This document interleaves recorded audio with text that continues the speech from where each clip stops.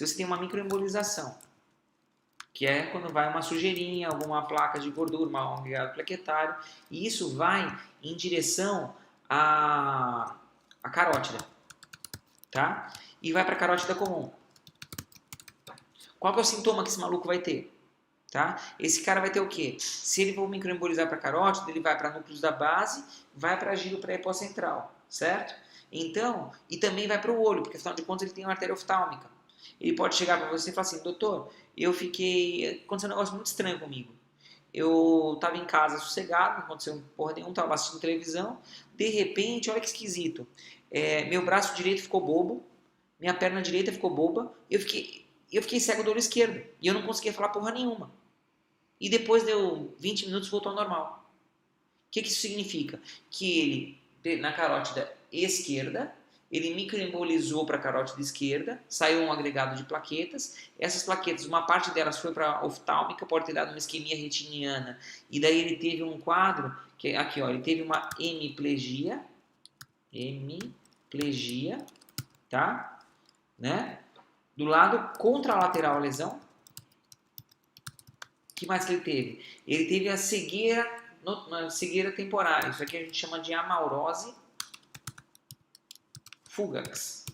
Amaurose fugaz. Então, ele ficou cego de um olho e depois voltou. Isso aqui acontece por isquemia retiniana. Tá? E que mais que aconteceu? Como foi no hemisfério dominante, pegou centros de fala e centros de escrita. Então, ele pode ter dislalia, que é não conseguir falar. Ele pode ter disartria, que é perder a coordenação motora. Disartria. Tá? O que mais que ele pode ter? Ele pode ter alterações cognitivas também. Mas aí acontece nessa situação. Beleza? Isso daí é um sintoma carotídeo. Tá? Daí, que mais? Se fosse uma microembolização para a vertebral não tem nenhum ramo tão importante. Ela solta direto, ela vai direto para a basilar. Então, se fosse uma microembolização para a artéria vertebral, o que iria acontecer? Ele iria isquemiar a região do cerebelo. E não vai ter tanta diferença entre um lado e o outro. Por quê? Porque na grande maioria dos casos, as duas artérias vertebrais elas se juntam na artéria basilar, certo? Então, o que vai para a vertebral do lado direito pode acabar indo para o lado esquerdo, porque as duas se juntam, não vai mudar nada, certo? E o sintoma que tem qual que é? Ele vai ter vertigem, tá? E ele vai ter também, pode ter alterações visuais, por causa do occipital, e o quadro clássico, que é o que a gente chama de síndrome vértebro-basilar. O que é? Queda da própria altura, sem perda de consciência. Beleza? A partir daí a gente já entende quais são os sintomas baseados no que o cara está falando, tá? Só que aí tem um outro detalhe que é importante da gente lembrar. O que é importante da gente lembrar aqui? Você tem o seguinte, quando você examina esse paciente, ele vai ter uma outra coisa que você pode ver. Esse mesmo cara que você viu que tinha lá o quadro, quando você pega e você vai examinar esse paciente, uma coisa que chama atenção às vezes, vai sumir pulso na carótida? Não necessariamente, tá? Mas o que pode acontecer é o seguinte, se você tem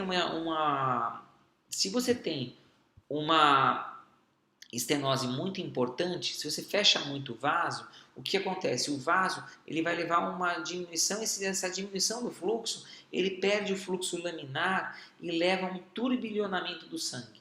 E esse turbilhonamento, quando você vai palpar, você pode ter a sensação na região do bulbo carotídeo de frêmito, tá? Ou, mais comumente, porque isso aqui é muito mais sensível, você vê o que a gente chama de sopro carotídeo. Tá? O que é o sopro carotídeo? É quando você tem uma diminuição do lumen na região da estenose, tá? E isso leva a perder o fluxo laminar do sangue, e daí quando você vai auscultar, ele vai ter um sopro na ausculta bem em cima do bulbo. Por que em cima do bulbo? Porque as placas de gordura, elas se formam aonde? As placas de aterosclerose. A grande maioria das vezes elas se formam na região das bifurcações, tá? Por quê? O foco não é da gente falar disso aqui agora, mas assim, quando você tem uma bifurcação, você tem o sangue batendo contra a parede do vaso. Isso leva a um estresse de cisalhamento, cisalhamento. E esse estresse cisalhamento, ele leva a um processo inflamatório local na placa, inflamatório local, no endotélio.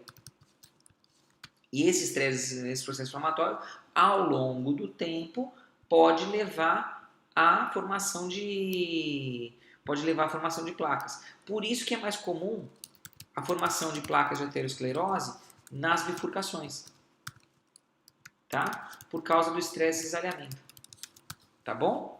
Então, o ponto que é mais frequente de placa na carótida é exatamente na bifurcação carotídea, que é onde tem os maiores estresses de cisalhamento, beleza?